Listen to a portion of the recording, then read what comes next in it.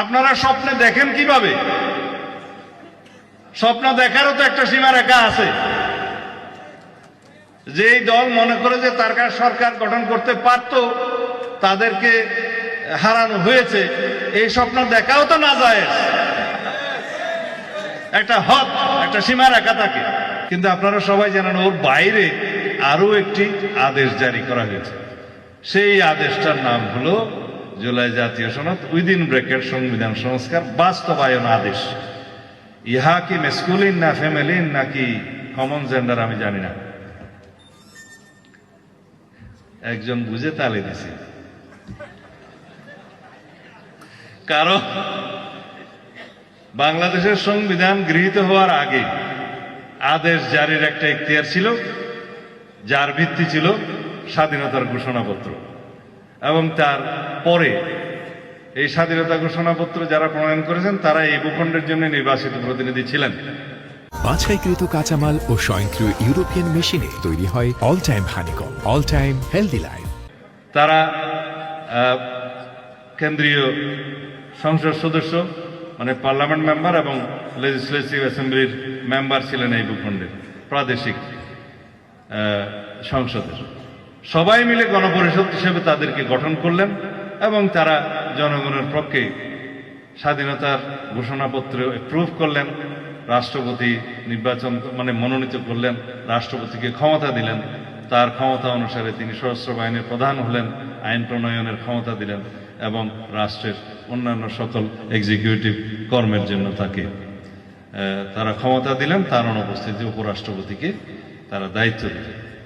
তার উপর ভিত্তি করে রাষ্ট্রপতি আদেশ জারি করলেন।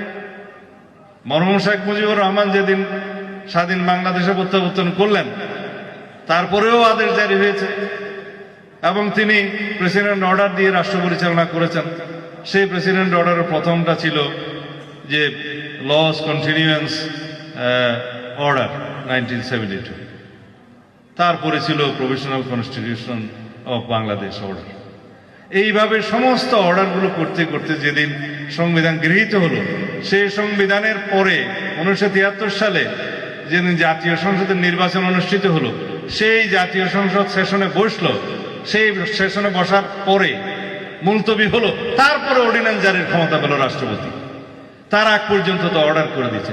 সংবিধান গৃহীত হওয়ার পরেও অর্ডারের দেশ চলেছে। সুতরাং অর্ডারের জমানা তো তখন শেষ।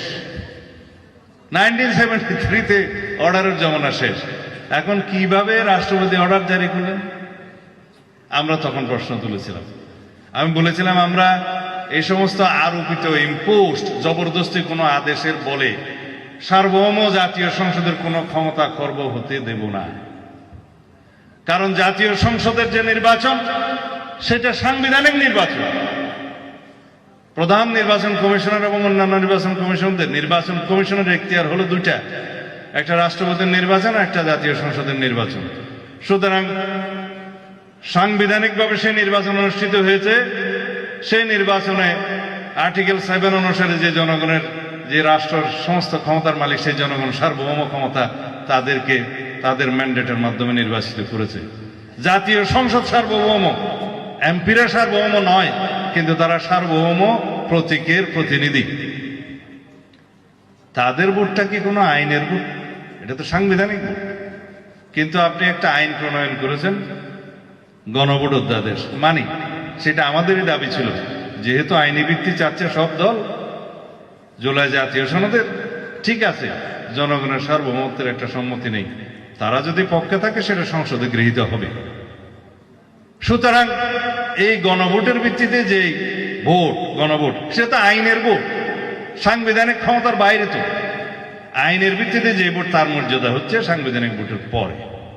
সুতরাং আগে সংসদে আসেন, তারপর আইনের ভিত্তিতে যে গণভোটের ম্যান্ডেট হয়েছে সেটার মূল্যায়ন আমরা করব, সম্মাননা করব। কিন্তু যতটুকু রাজনৈতিক সমঝোতার দলিল হিসাবে জুলাই জাতীয় সনদে স্বাক্ষরিত হয়েছে, গৃহীত হয়েছে ঐক্যমতের ভিত্তিতে।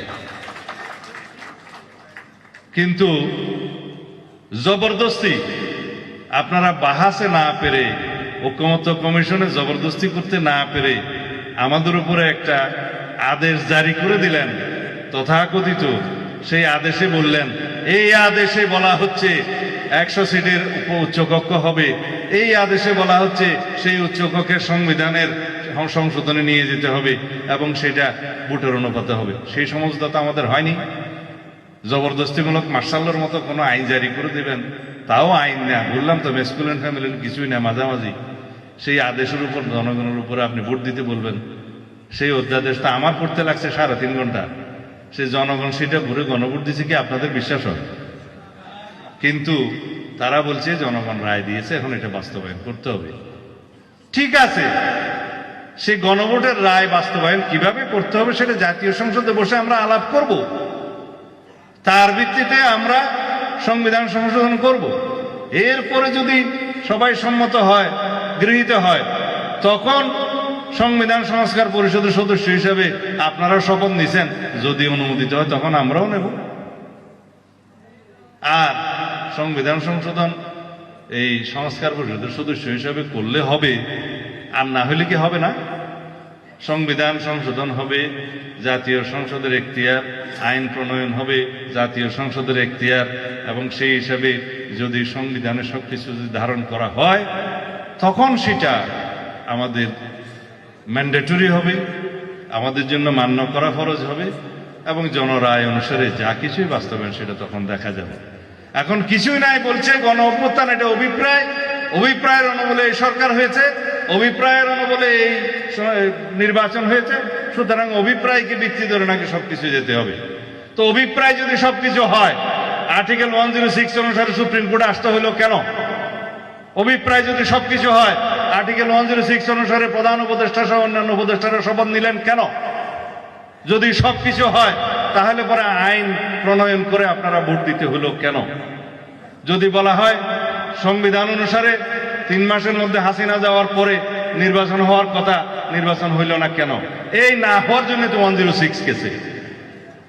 সেই এক্সেপশনাল পজিশনের জন্য, ডক্ট্রিন অফ নেসেসিটির জন্যই 106 এর কাছে যেতে হয়েছে, সুপ্রিম কোর্টের কাছে যেতে হয়েছে।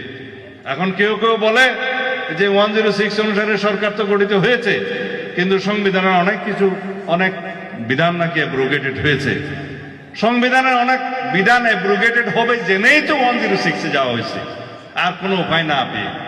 আদারওয়াইজ দিল্লিতে গিয়ে শেখ হাসিনার দস্তখত নিয়েই তো এই সমস্ত করতে হতো। এখন আমাকে অনেক কথা বলে যে এত ভোট পেয়েছিলাম আমরা, নিয়ে যাওয়া হয়েছে।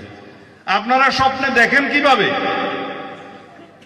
স্বপ্ন দেখারও তো একটা সীমারেখা আছে। যেই দল মনে করে যে তার কাছে সরকার গঠন করতে পারত, তাদেরকে হারানো হয়েছে, এই স্বপ্ন দেখাও তো না যায়, একটা হক, একটা সীমারেখা থাকে।